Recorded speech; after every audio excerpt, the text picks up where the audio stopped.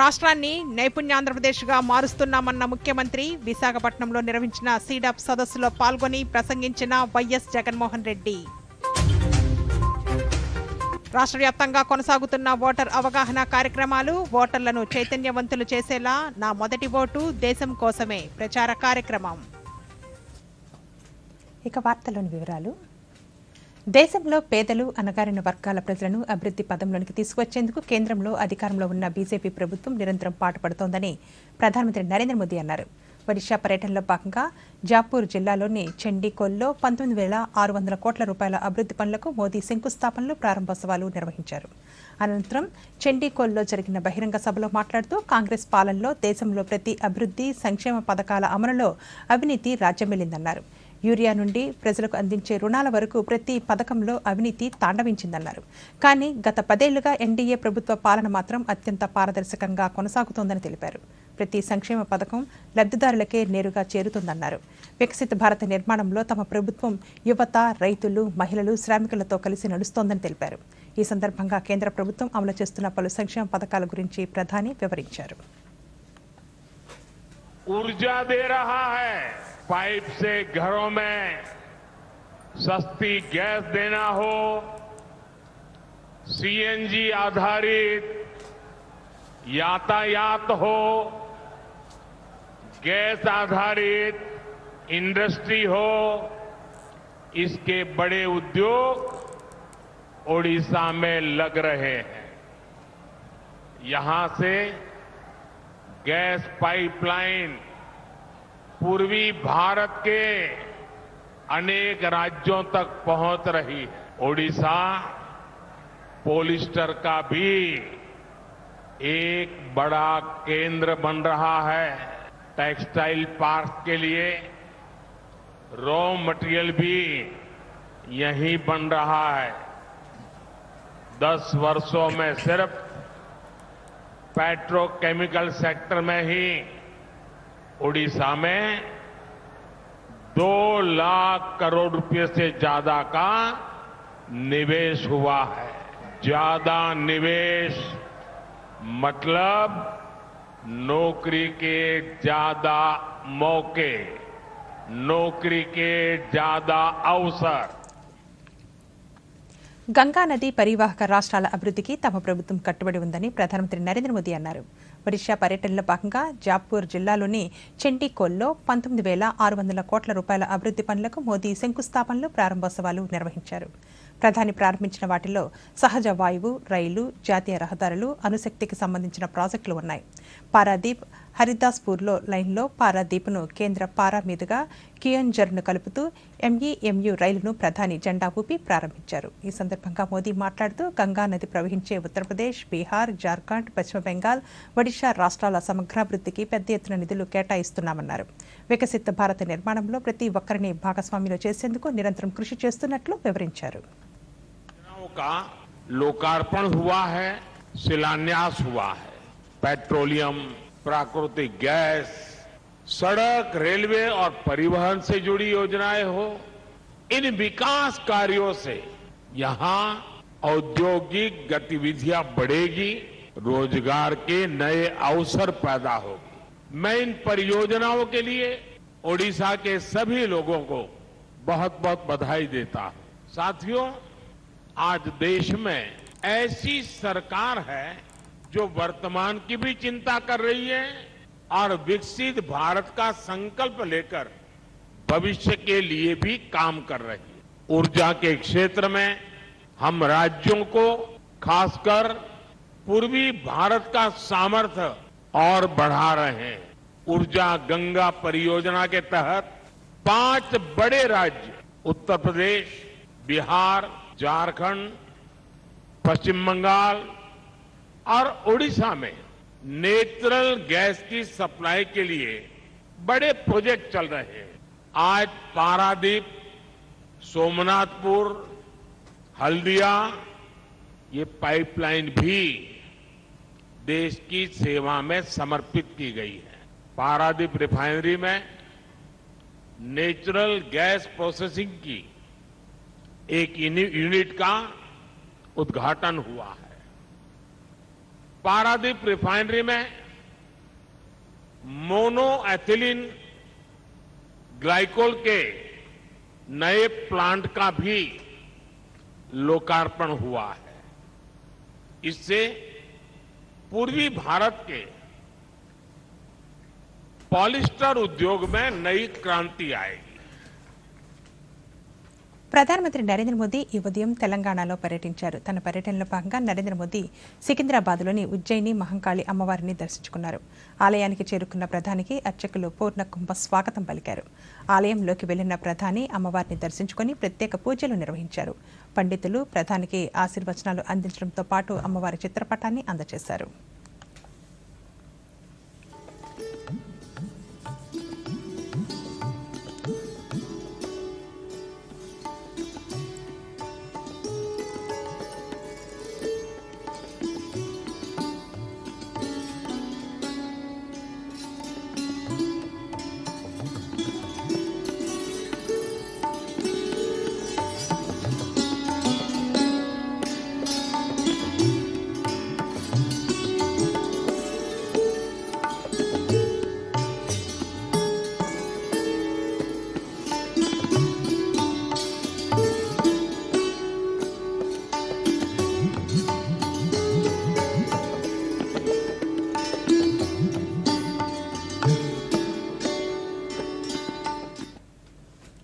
గడిచిన 10 ఏళ్లుగా తెలంగాణ రాష్ట్ర అభివృద్ధికి కేంద్ర ప్రభుత్వం నిరంతరం కృషి చేస్తోందని ప్రధానమంత్రి నరేంద్ర మోదీ అన్నారు. తెలంగాణ పర్యటనలో భాగంగా ఈ రోజు ఆయన సంగారెడ్డిలో 7,200 కోట్ల రూపాయల విలువైన పలు అభివృద్ధి కార్యక్రమాలకు శంకుస్థాపనలు, ప్రారంభోత్సవాలు చేశారు. హైదరాబాద్లోని పౌర విమానయాన పరిశోధన సంస్థ గట్కేసర్ లింగంపల్లి మధ్య కొత్త ఎంఎంటీఎస్ రైలును ప్రధాని ప్రారంభించారు.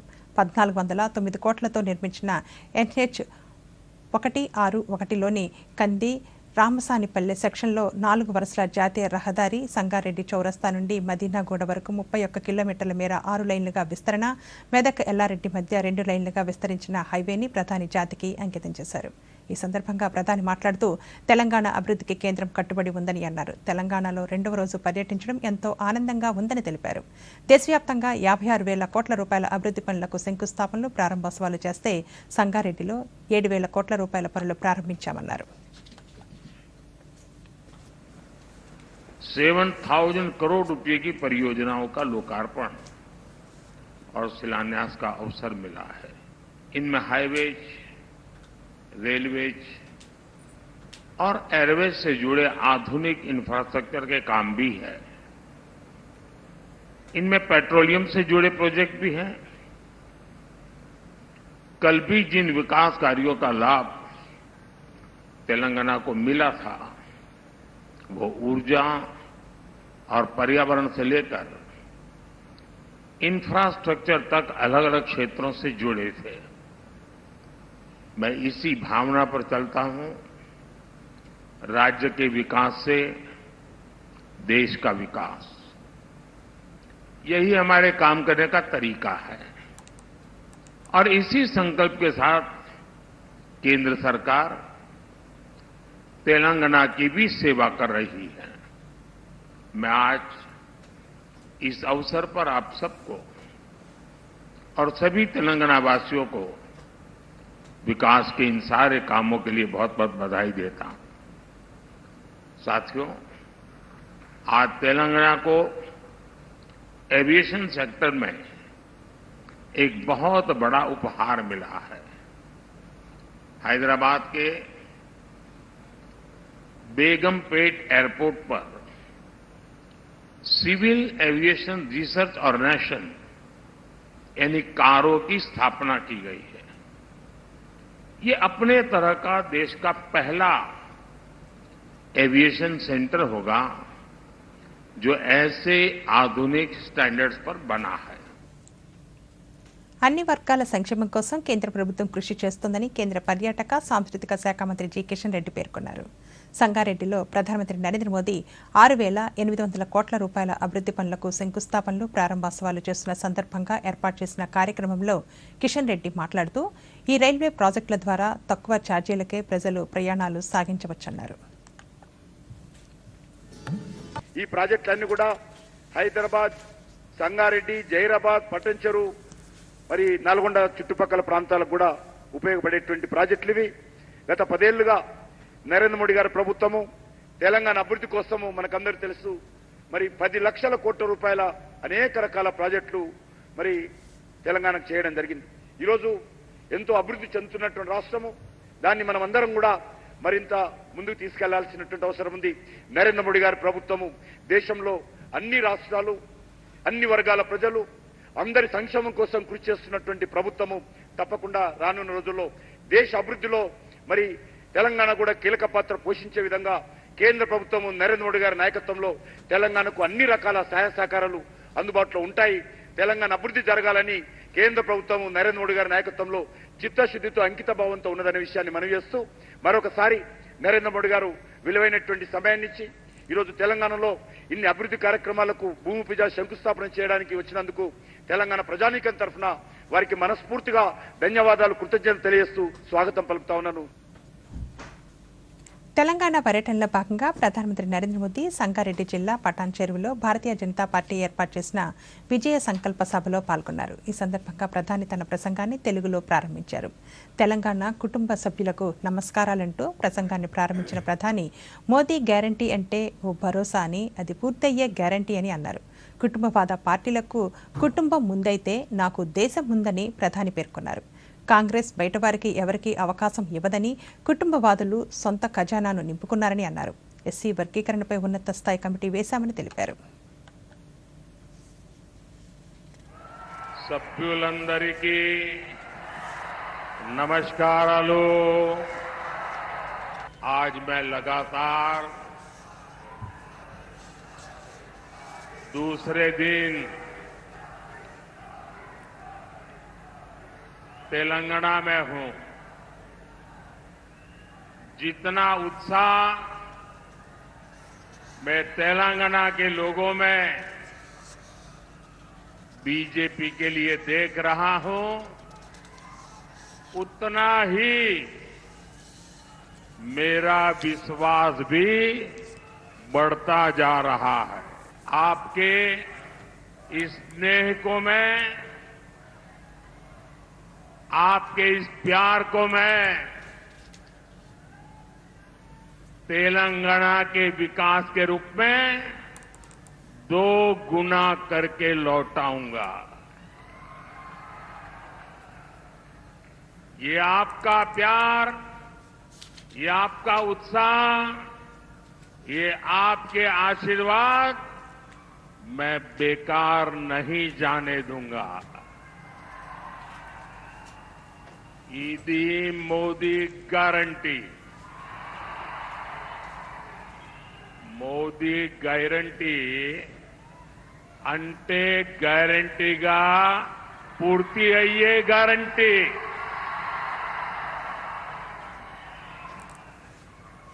और साथियों,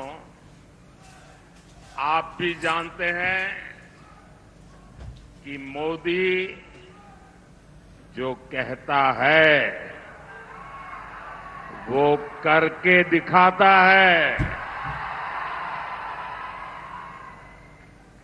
मैंने आपसे कहा था कि हम सब मिलकर भारत को पूरे विश्व में एक नई ऊंचाई पर ले जाएंगे. ఇప్పుడొక చిన్న విరామం. మిఠాయి మా కాలంలో ఎలా ఉండేదంటే అయితే వెళ్ళండి మీ కాలంలోకి. రొమాన్స్ అనేది మా కాలంలో ఉండేది. పేమెంట్ కూడా ఆ కాలంలో లాగేనా?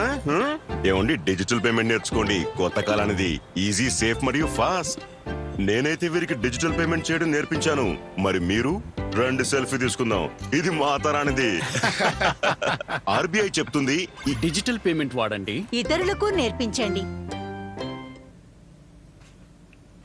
తిరిగి వార్తలకి స్వాగతం.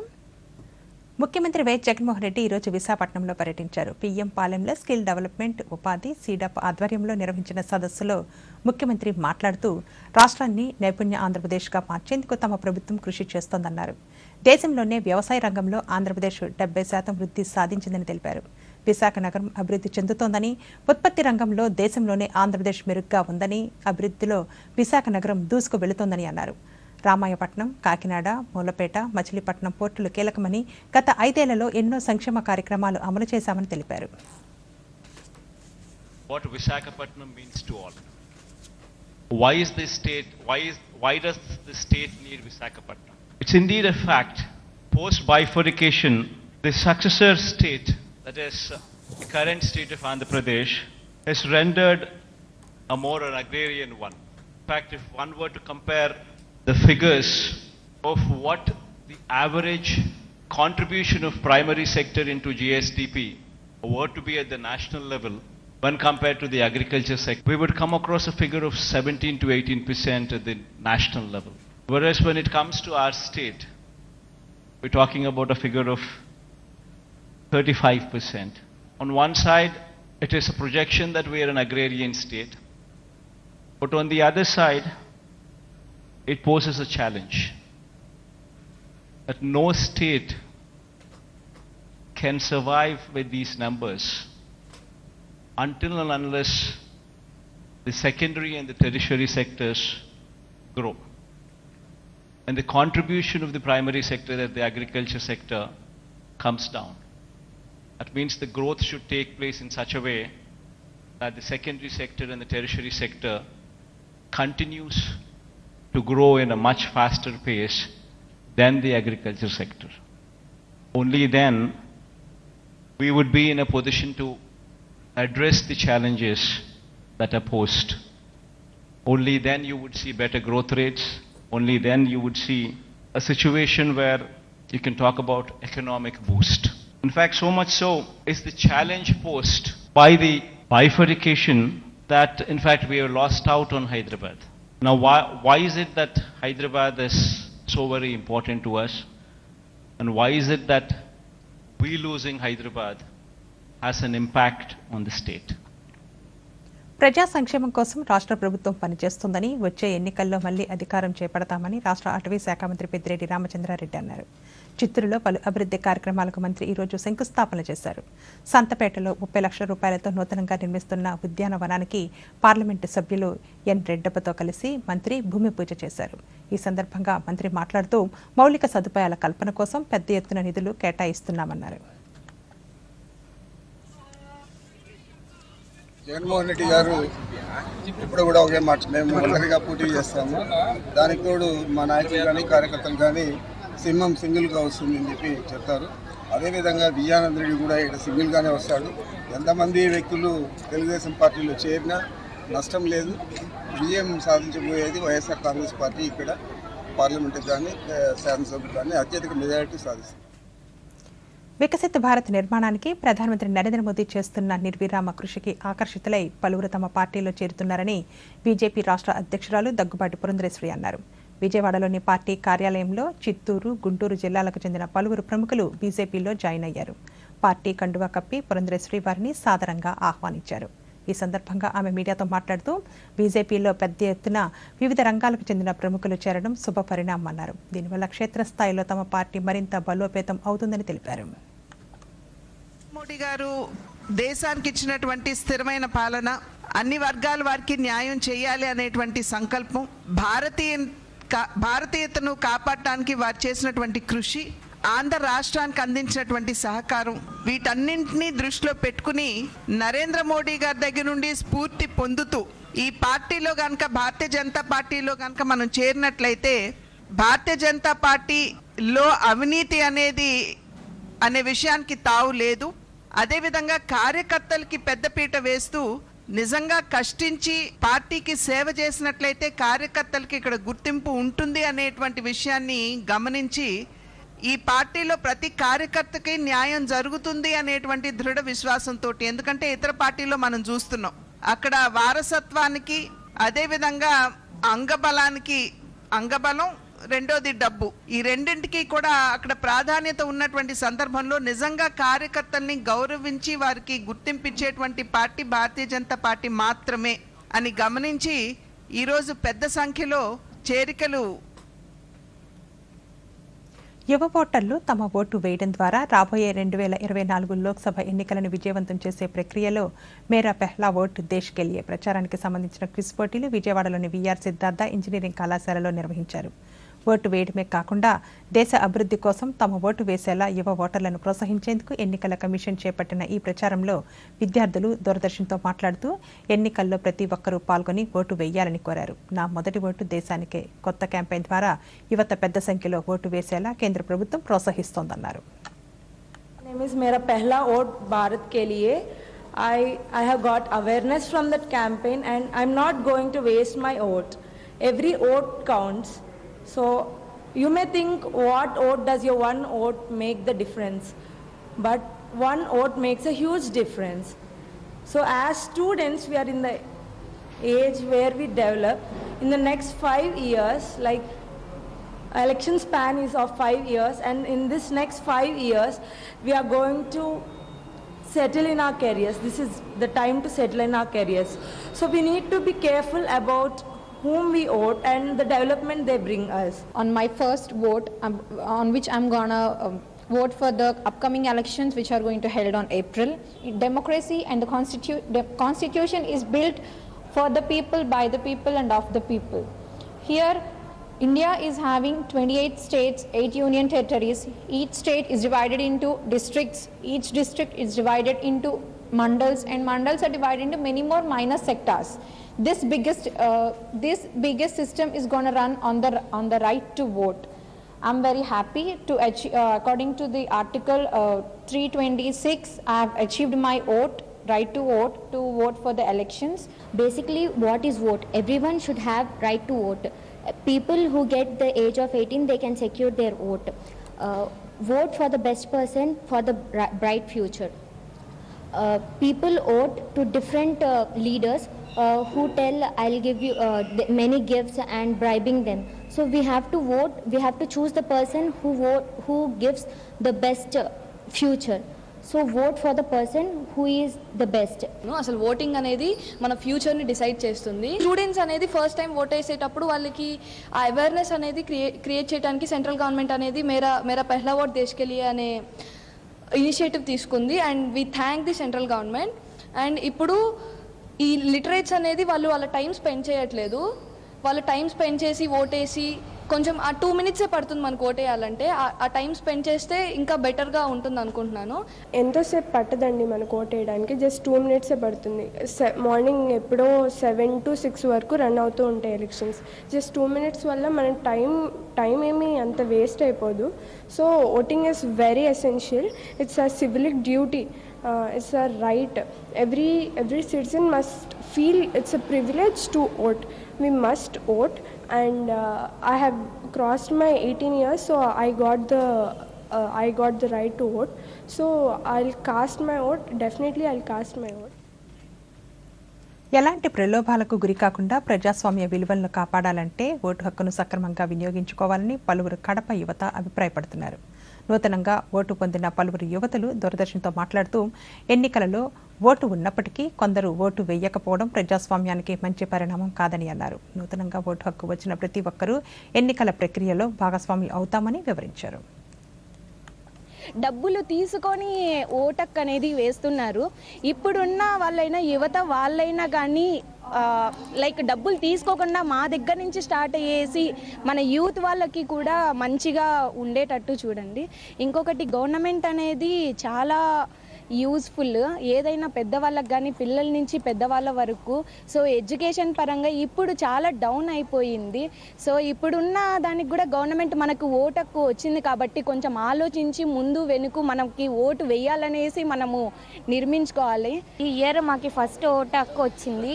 మనం వేసే ఓటు మన ద్వారానే అందరికీ తెలుస్తుంది. అంటే కరెక్ట్ గవర్నమెంట్ని మనం ఎంచుకొని మన ఓటుని మనం కరెక్ట్ వేలో దాన్ని యూజ్ చేసుకోవాలి. మా నుంచి ఏది రాంగ్ డెసిషన్స్ కాకుండా కరెక్ట్ డెసిషన్స్ తీసుకొని మా నుంచే ఓటు హక్కు మంచిగా ఉండాలి అని మేము అనుకుంటున్నాము.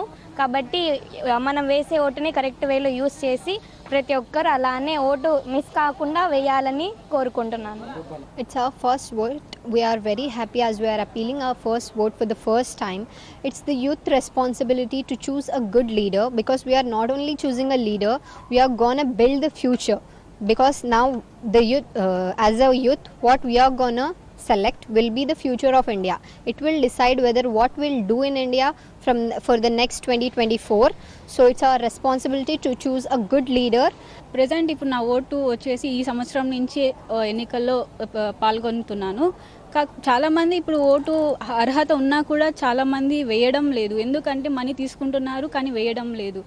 ఏముందిలే వేస్తున్నాం అనుకుంటారు. కానీ అట్లా లేకుండా government gave right to vote. So please right to vote all members. Anantapuram జిల్లాలో 100% పల్స్ పోలియో కార్యక్రమాన్ని విజయవంతంగా నిర్వహించామని జిల్లా ఇమ్యునైజేషన్ అధికారి డాక్టర్ యుగంధర్ అన్నారు. ఈరోజు ఆయన దూరదర్శన్తో మాట్లాడుతూ జిల్లా వ్యాప్తంగా ఇప్పటివరకు 2,79,980 మందికి పోలియో చుక్కలు వేశామన్నారు. దీనికోసం 14,000 మంది ఆరోగ్య సిబ్బంది పనిచేసినట్లు యుగంధర్ వివరించారు. అనంతపురం జిల్లాలో సక్సెస్ఫుల్గా ఈ రోజుతో కంప్లీట్ చేసుకున్నాం. ఫస్ట్ 3వ తారీఖున మనకి బూత్ యాక్టివిటీ జరిగింది. తర్వాత అట్లాగే 4, 5 తారీఖున హౌస్ యాక్టివిటీ జరిగిందండి. ఈ బూత్ యాక్టివిటీ రోజున టోటల్గా మనకి 2,79,980 మంది పిల్లల్ని మనం అంతా కూడా వ్యాక్సినేట్ చేయడం జరిగింది 1,785 బూతుల్లో. సో అట్లాగే 58 ట్రాన్సిట్ టీములు పెట్టాం, అట్లాగే 68 మొబైల్ టీములు పెట్టాం. సో అట్లాగే మనకి సంబంధించిన హై రిస్క్ ఏరియాస్కి గుర్తింపబడిన సంచార గృహాలు కావచ్చు, లేకపోతే high risk construction sites, temporary nomads అంటాం, ఇట్లాంటి వాళ్ళందరినీ కూడా గుర్తించి మనం వాళ్ళందరికీ కూడా 2,635 పాయింట్స్ గుర్తించి వాళ్ళని కూడా మనం చేయడం జరిగింది, వ్యాక్సినేషన్ చేయడం జరిగింది. సో అట్లాగే టోటల్ 14,000 మంది మనకి ఈ వైద్య సిబ్బంది దీంట్లో పాల్గొనేసేసి దిగ్విజయంగా మనకి మొట్టమొదటి రోజున మన బూత్ యాక్టివిటీ రోజున 98% మనం కవర్ చేయడం జరిగింది పిల్లలందరిలో. కేటీ బేసిన్లో గ్యాస్, చమురు నిక్షేపాలను వెలికితీసే క్రమంలో నష్టపోతున్న మత్స్యకారులకు పరిహారం అందించాలని కాకినాడ సిటీ శాసనసభ్యులు ద్వారంపూడి చంద్రశేఖర్ రెడ్డి డిమాండ్ చేశారు. సముద్ర వేటపై ఆధారపడి జీవిస్తున్న మత్స్యకారులను నిర్లక్ష్యం చేస్తే ఓఎన్జీసీ కార్యకలాపాలు సజావుగా సాగేందుకు సహకరించేది లేదని పేర్కొన్నారు. ఈ సమస్యపై ఇప్పటికే ముఖ్యమంత్రికి వినతిపత్రం ఇచ్చామని తెలిపారు. కాగా ఈ ఉదయం కాకినాడ పార్లమెంటు సభ్యులు వంగా గీత, శాసనమండలి సభ్యురాలు కర్రీ పద్మశ్రీ, రూరల్ శాసనసభ్యులు కురసాల కన్నబాబులతో కలిసి జిల్లా కలెక్టర్ డాక్టర్ కృతికా శుక్లాను కలిసి వినతిపత్రం సమర్పించారు. తిరుపతిలోని పద్మావతి మహిళా విశ్వవిద్యాలయం 21వ స్నాతకోత్సవానికి అన్ని ఏర్పాట్లు పూర్తి చేసినట్లు మహిళా విశ్వవిద్యాలయం ఉపకులపతి డి భారతి తెలిపారు. తిరుపతిలో ఆమె దూరదర్శన్తో మాట్లాడుతూ ఈ నెల 7వ తేదీన స్నాతకోత్సవం నిర్వహిస్తున్నట్లు చెప్పారు. ఈ స్నాతకోత్సవంలో గవర్నర్ ఎస్ అబ్దుల్ నజీర్, విద్యాశాఖ మంత్రి బొత్స సత్యనారాయణలు పాల్గొంటారని తెలిపారు. మొత్తం 1,584 మంది విద్యార్థులకు గవర్నర్ పట్టాలను ప్రదానం చేస్తారని చెప్పారు. 11:15 ఇందిరా ప్రియదర్శన ఆడిటోరియంలో మహిళా యూనివర్సిటీ క్యాంపస్లో ఆర్గనైజ్ చేస్తున్నాము. ఈ కాన్వకేషన్కు honourable governor and chancellor of Mahila university Shri S Abdul Nazeer garu ఈ ప్రోగ్రాంకి వస్తున్నారు. Honourable minister of education. Srikakulam జిల్లా కేంద్రంలో గల కోడి రామ్మూర్తి స్టేడియం అభివృద్ధికి రాష్ట్ర ప్రభుత్వం 12 కోట్ల రూపాయలను విడుదల చేసిందని జిల్లా క్రీడాభివృద్ధి శాఖ అధికారి డాక్టర్ కల్లేపల్లి శ్రీధర్ తెలిపారు. స్టేడియం వద్ద ఈరోజు ఆయన మీడియాతో మాట్లాడుతూ రాష్ట్ర రెవెన్యూ శాఖ మంత్రి ధర్మాన ప్రసాదరావు కృషి వల్ల ఈ నిధులు విడుదలయ్యాయన్నారు. 1983లో ప్రారంభమైన ఈ స్టేడియాన్ని అన్ని హంగులతో అభివృద్ధి చేసేందుకు త్వరలోనే టెండర్లు పిలవనున్నట్లు ఆయన వివరించారు. కోడి రామ్మూర్తి స్టేడియం మరామతుల గురించి ఈ స్టేడియంకి మన జిల్లా మంత్రివర్యులు ధర్మాన ప్రసాదరావు గారు ఈ స్టేడియంకి 12 కోట్లు శాంక్షన్ చేసి తీసుకుని రావడం జరిగింది. జియో ఇష్యూ చేశారు. దాంతో పాటుగా జియో ఈ ఆర్ఎన్బి వారికి ఏదైతే మిగతా పనులు బ్యాలెన్స్ ఆఫ్ వర్క్స్ మిగిలిన వాటికి త్వరగా పూర్తి చేయడానికి అనుమతులు తీసుకోవడం జరిగింది. టెండర్ ప్రాసెస్ ఆర్ఎన్బి వాళ్ళు టెండర్ నోటిఫికేషన్ ఇవ్వడం జరిగింది. త్వరలో ఈ వార్తలు ఇంతటితో సమాప్తం. నమస్కారం.